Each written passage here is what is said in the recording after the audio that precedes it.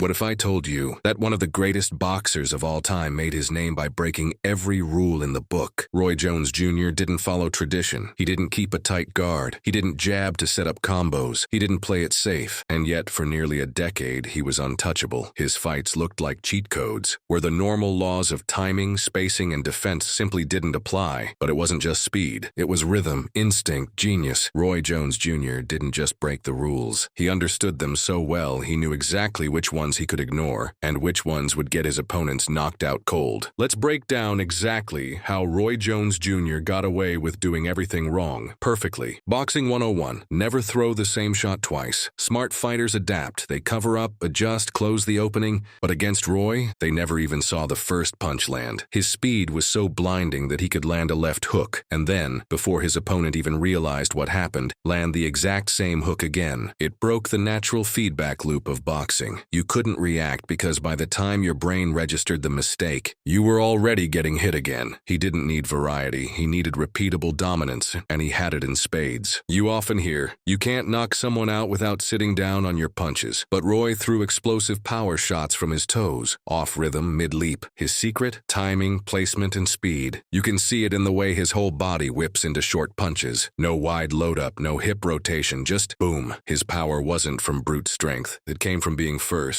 being sharp, and never letting you see it coming. Just watch his KO of Glenn Kelly, hands behind his back, full taunt, then a lightning bolt of a hook out of nowhere. That's not just athleticism, that's pure calculation. Here's another rule Roy loved to break. Never lead with your rear hand. It's slow, it opens you up, and it's usually telegraphed, but Roy made it work like a sniper rifle. He'd skip the jab entirely and fire a looping right hand right out the gate, from a squared-up stance with no setup. It should have gotten him knocked out, but because his footwork was off rhythm, his opponents were never planted, never ready. It was like being punched by a shadow. He took high-risk shots, but only when he knew they'd land. The difference between Roy and other speedsters, he didn't just react. He adapted mid-motion. He wasn't doing moves. He was adjusting while moving. Head slips weren't pre-programmed. They were instinctual. Foot pivots weren't planned. They were available options in real time. Sometimes he'd start a combo, see your reaction, and mid-strike, change the target entirely. It's like he was boxing in slow motion, except he was the only one watching the replay. Roy's feet didn't follow the lines of a textbook. They rewrote them. He'd switch stances mid-combo, slide behind opponents, punch while backing up, pivoting, even hopping sideways. Sometimes he'd finish a flurry literally behind his opponent's shoulder. It wasn't footwork for points. It was positional warfare. He created new angles that no one else had the tools to use. As Sun Tzu once said, if your movements are more rapid than those of the enemy, you may retire and be safe from pursuit. Roy moved like he knew that quote by heart. Now here's the big one. Roy kept his hands low, like absurdly low. You're taught to protect the chin at all times. Roy dared you to aim for it, but when opponents tried, they missed, because he'd slip just enough, or angle just slightly, to make them pay. That low guard gave him a crystal clear view of every feint and punch. And because it broke expectations, his own punches came from weird, wide, unnatural angles. That's why his hooks and uppercuts landed clean. They came from the places your eyes weren't used to tracking. Roy wasn't unprotected. He just had different tools. He used extended arms to parry, block, and bait. He'd catch punches with the forearms, redirect them with elbow movement, sometimes even use his own missed punch as a shield. His defense didn't look like defense, but it worked, because everything was designed to keep him in counter range and force you to commit first. Roy's feints were next level. He didn't just twitch, he built entire fake attacks. He'd flare both arms, fake two power punches at once, and let you guess which one was real. Against James Toney, he used that exact trick to make one of the most disciplined fighters in history bite and get cracked clean. It wasn't luck, it was strategy, misdirection, and bait, wrapped in speed. But here's the catch. Roy's entire style was built around superhuman reflexes, and when those faded, everything collapsed. And it wasn't sudden, but at the elite level, even a fraction of a second lost is enough. He started getting hit, started slowing down, but he never changed the system. He tried to keep boxing like it was 1997. That's why the losses later in his career hit hard, not because he got worse, but because his style required perfection, and no one stays perfect forever. But let's get one thing straight. Those losses, they don't erase a thing. Roy Jones Jr. was a once-in-a-lifetime fighter. He moved like water, hit like lightning, and fought like jazz. Improvised, improvised, improvised. He took everything we thought we knew about boxing and showed us something new. He didn't fight by the rules. He made his own game, And for nearly a decade, no one could touch him. He's not just a legend. He's proof that when you truly master the fundamentals, you earn the right to break them. If you're a fighter, a coach, or just someone obsessed with the mental side of combat, check out my ebook, The Fighter's Mind. It's a deep dive into the mindset, strategy, and psychological warfare that separates good fighters from great ones. This has been a breakdown of Roy Jones Jr., the rule breaker, the phenom, the flash, the future. He didn't fight by the book because he was the book. He's living proof that when you truly master the fundamentals, you earn the right to bend them or break them completely.